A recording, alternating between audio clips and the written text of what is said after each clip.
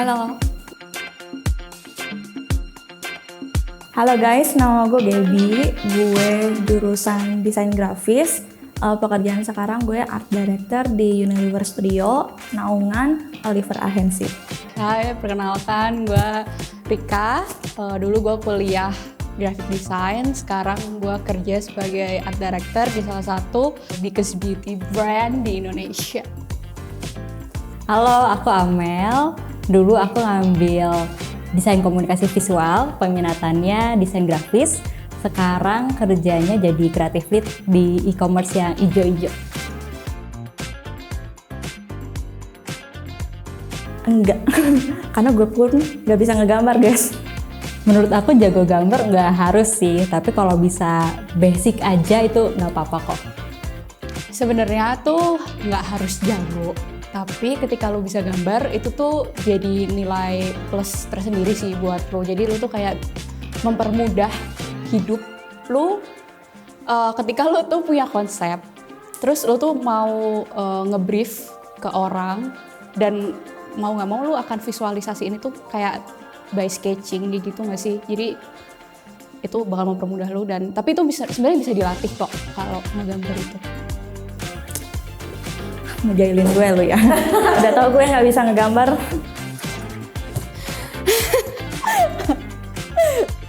Jadi ini tuh bukan masalah lu ngegambar bagus apa enggak, tapi ini lebih ke arah bagaimana lu mengkomposisi suatu garis, suatu bentuk, suatu benda menjadi sesuatu yang lebih bagus.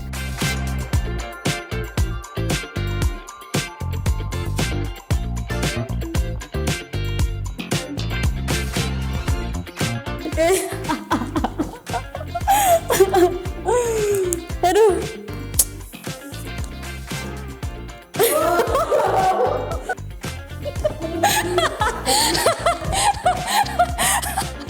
Dah malu. Oke, sebenarnya karya yang gue suka tuh production internal ya. Karena kita tuh benar-benar terjun ke semua stepnya bareng-bareng sama tim. Gue tuh rutin ada photoshoot internal bareng tim gue. Kayak dari kita bikin mood board, dari kita belanja props, gimana kita ngakal-ngakalin dengan budget segitu tapi jadi hasil sesuatu yang wah di mata klien. Itu tuh gue seneng banget sih, karena gue pernah ada beberapa karya gue yang dinotis sama Uli Global, terus kayak oke, ini jadi standarnya buat shoot sosmed kita tuh kayak gini loh, brand ini tuh bagus kayak gini shootnya. Nah, brand lain kalau misalnya mau bikin shoot, take a look at this ya gitu, kayak cool.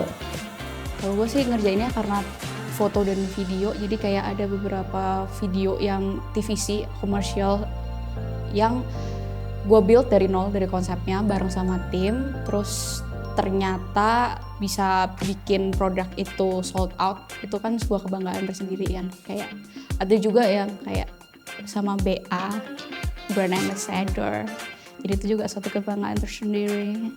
Ya itu. Bangga semua sih. Bercanda. Tapi kalau misalnya project yang misalnya dikerjain dari nol gitu ya, sama tim sampai launching, itu pasti kayak kebanggaan bersama gitu. Tapi mungkin yang paling epic itu bikin jingle campaign sampai yang jadi nyanyiin gitu. Karena kayak, hah, kok tiba-tiba tapi bisa gitu. Lucu kan? Nyetok bulanan harganya bikin kepleset. Pakai Tokoman di Tokopedia. Tokoman lengkap murah dan hemat. Lu udah mau over budget, belanja hematnya greget. Apa yang harus dikuasain sama visual designer? Ngedesain. Oke, jadi sebenarnya menurut gue, lu tuh harus tetap punya foundationnya dulu. Pertama, itu tuh kayak non-negotiable thing in my opinion. Karena itu tuh kayak fondasi lu, dasar lu untuk bisa berkembang gitu. Dan kedua ya, lu harus bisa nguasain toolsnya. Karena kalau nggak bisa eksekusinya, lu juga akan jadi percuma aja sih gitu. Cuman yang terpenting adalah menurut gue lu tuh punya creative mind to solve problems, karena graphic design tuh ada untuk ini kan nyelesain problem by visual. Ya basic art harus paham lah ya. Tapi menurut gue setelah gue terjun ke dunia ini, bagaimana cara lu memanage waktu, bagaimana cara lu ngobrol sama teman tim kita, terus nego sama klien, bagaimana cara kita berkomunikasi, bagaimana cara kita mendeskripsikan hasil kerja kita, itu tuh lebih penting dibandingin sama, nggak gitu juga sih, bukan hasil desainnya kagak lu perhatiin juga, enggak, tapi ilmu itu tuh mendukung lu. Kalau menurut aku mungkin ada 3 basic sih. Yang pertama, dia tuh bisa berpikir kreatif sama ngasih solusi yang kritis. Terus yang kedua, dia tuh bisa nge-present atau ngejual idenya. Sama terakhir, dia bisa eksekusi dengan baik. Dah, 3 itu aja. Udah jujur banget nih, enggak guys. Jadi gini, dari kecil nih bokap gue tuh demen Chinese painting. Jadi mungkin alam bawah sadar kali ya, gue kayak tiap sore gitu ngeliat bokap gue pasang musik Chinese, terus kayak, wih dia painting gitu bro. Gue kayak mikir, jago banget bapak gue kagak bisa apa-apa coy. Nah mungkin karena itu kali ya, jadi gue kayak secara nggak langsung ada ketertarikan, kayak gimana kalau misalnya kita coba ke arah sini aja deh. Tuh. Enggak banget. Dulu gue bahkan kayak di cafe itu dipaksa sama orang tua. Jadi ya jawabannya Enggak juga sih, kebetulan aku nggak punya hobi. Tapi kalau misalnya flashback ya ke zaman sekolah dulu, kayak misalnya lagi kerja kelompok, nah aku tuh suka yang bagian bikin PPT gitu. Jadi setelah ngelihat sekarang kerja, ternyata tuh ada gunanya gitu, karena bikin deck buat campaign ide gitu, harus presentasi, terus bikin kayak proposal improvement, itu jadi kepake banget.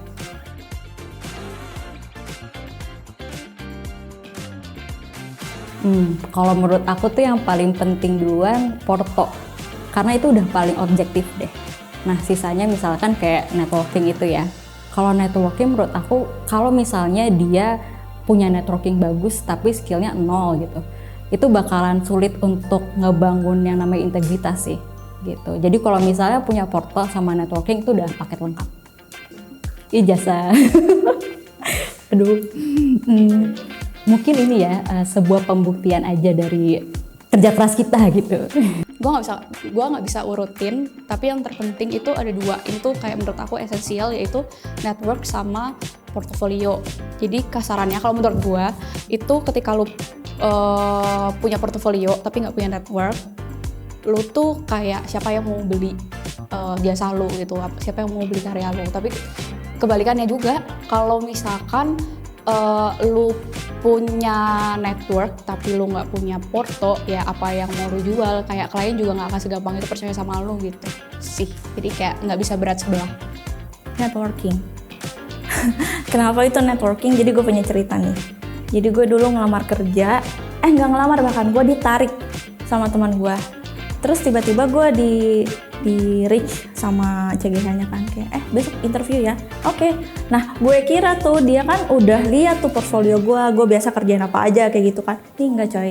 Jadi dia pas interview sama gue, ketemu sama gue hari itu, dia bilang, aku belum melihat portfolio kamu sih. Terus gue kayak jadi ternyata itu ya karena networking, karena gue dikenalin sama teman gue yang notabene CGH itu percaya.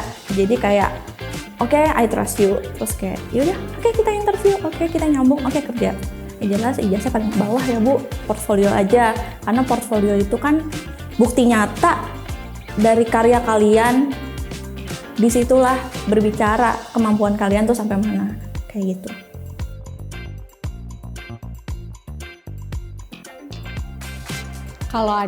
Kalau bisa nyiptain jurusan sendiri, gue mau ada jurusan ngebaca hati dan pikiran klien gue. Udah mau banget. Itu akan sangat membantu. Marketing design, benar. Manajemen, itu tuh harus banget sih ya. Di balik semua itu, sekali lagi kalau kita udah terjun ke dunia kerja bener-bener, kita tuh harus bisa. Itu sih, manajemen tadi, kayak gitu. Kalau menurut aku, sebenarnya mata kuliah apapun ya yang dipelajarin itu pasti bermanfaat di industri sekarang. Walaupun kita kayak lupa teorinya ya, tapi pasti kayak ada value yang secara bawah sadar tuh membentuk diri kita gitu. Misalnya dari mata kuliah yang susah banget kita jadi belajar kegigihan gitu, daya juang gitu kan. Tapi kalau misalnya disuruh pilih, mungkin mata kuliah apapun yang ngajarin tentang nyusun strategi sama bikin portfolio gitu. Jadi ada dedicated waktu yang kita khusus untuk nyusun porto. Jadi kita punya POV tentang kira-kira kita udah achieve standar apa belum ya.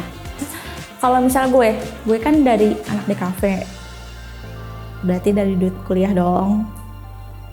Dari duit kuliah misalnya 20 juta per semester, 20 kali 8, 160 juta. Terus biaya tugasnya misalnya 5 juta per semester, 5 kali 8, 40, enggak 200 juta tuh ya. Mau coba hitung dulu boleh? Biar kayak cici glodok. Pegangnya begini. Kalau katanya sih segini ditambah segini ditambah segini. Mungkin biaya pendidikan ditambah tools ya, itu kayak 250 sampai 300 juta.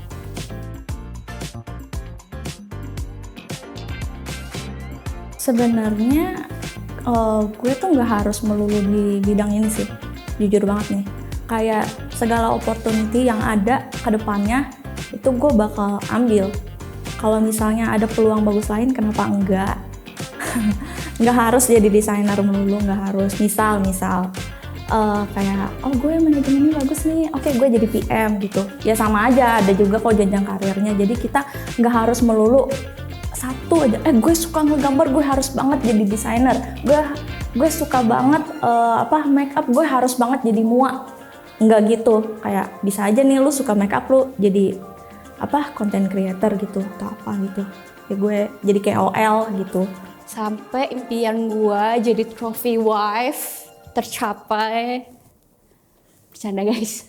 Ya sampai nggak tahu kapan, tapi honestly jujurly gua masih enjoy di dunia kreatif, jadi gua masih survive.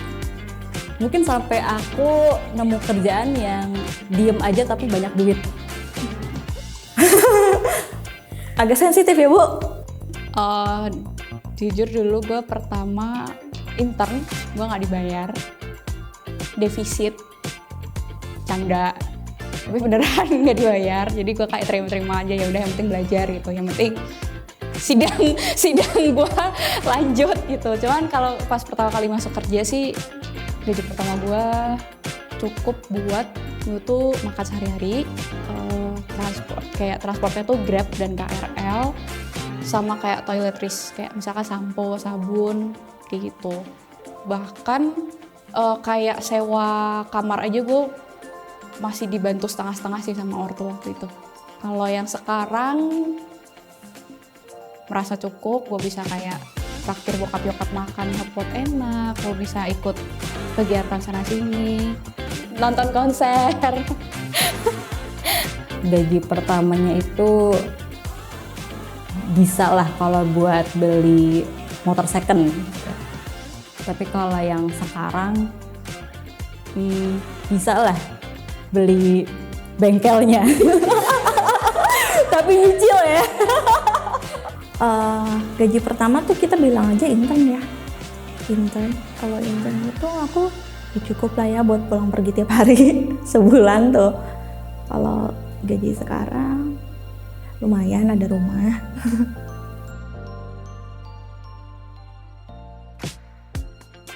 Bisa jadi pilihan sih menurut aku ya, apalagi kalau memang mau cepat-cepat produktif atau misalnya memang mau cari keahlian yang lain gitu. Menarik sih.